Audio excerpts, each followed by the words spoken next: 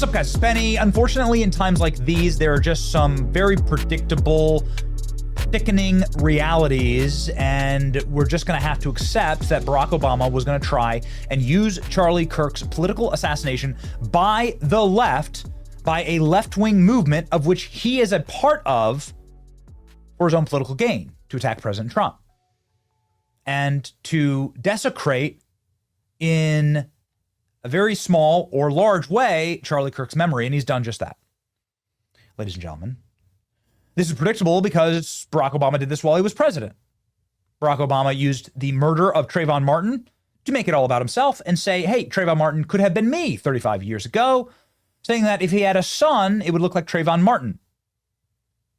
Of course, the killer of Trayvon Martin was found innocent. It was found to be total and complete self-defense, and that Trayvon Martin was the actual villain there who animalistically and viciously attacked George Zimmerman.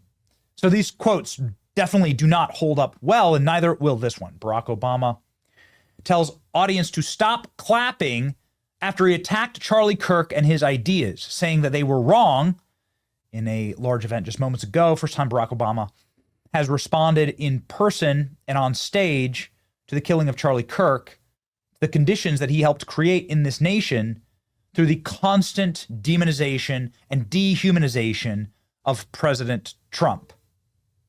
Then he attacks Trump. Listen to this. When it happens to some, but even if you think they're quote unquote on the other side of the argument, that's a threat to all of us. And we have to be clear and forthright in condemning it.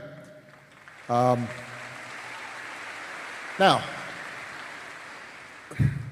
that doesn't mean that we can't have a debate about the ideas that people who were victims of political violence were promoting. And so I've noticed that there's been some confusion, I think, around this lately. And frankly, coming from the White House and some of the other positions of authority that suggest, even before we had determined who the perpetrator of this evil act was, that somehow we're going to identify an enemy. We're going to suggest that somehow that enemy was at fault, and we are then going to use that as a rationale for trying to silence discussion around who we are as a country and what direction we should go. And that's a mistake as well. And so, look, obviously I didn't know Charlie Kirk. I was generally aware of some of his ideas. I think those ideas were wrong. But that doesn't negate the fact that what happened was a tragedy and that I mourn for him and his family.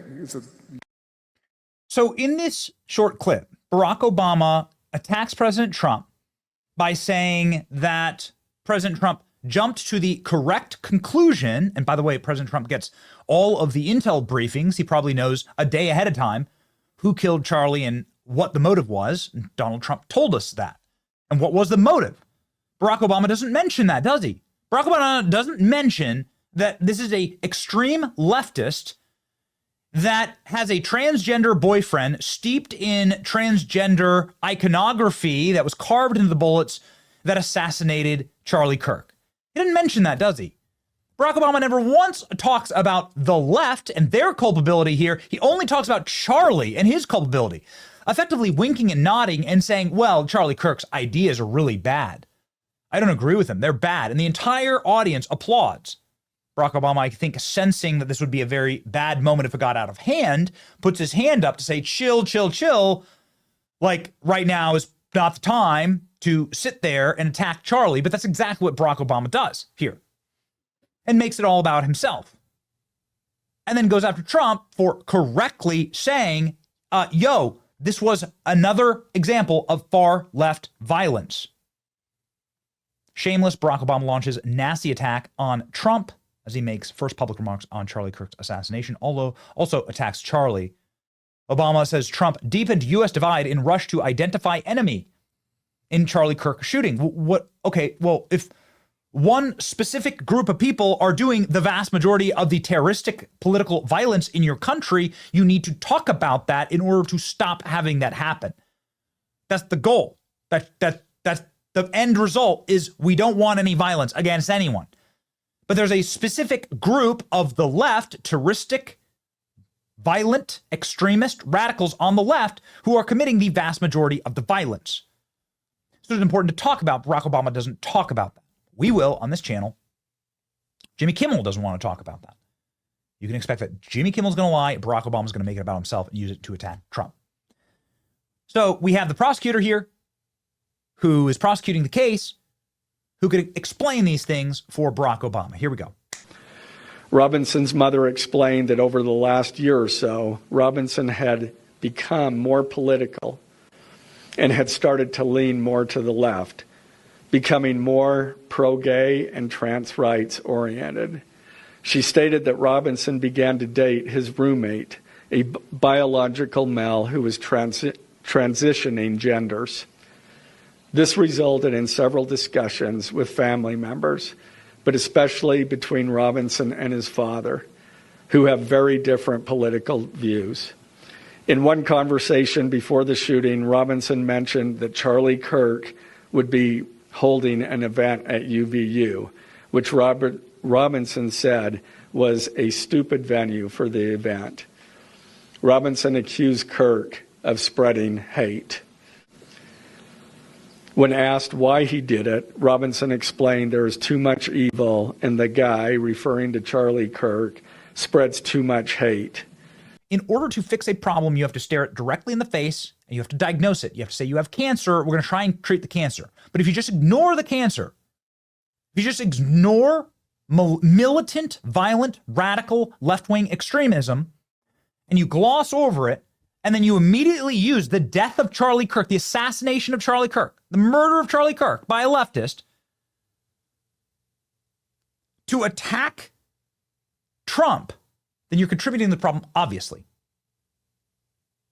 And until the left wakes up and acknowledges this, apologizes for it, and lowers their temperature, there can be no unity.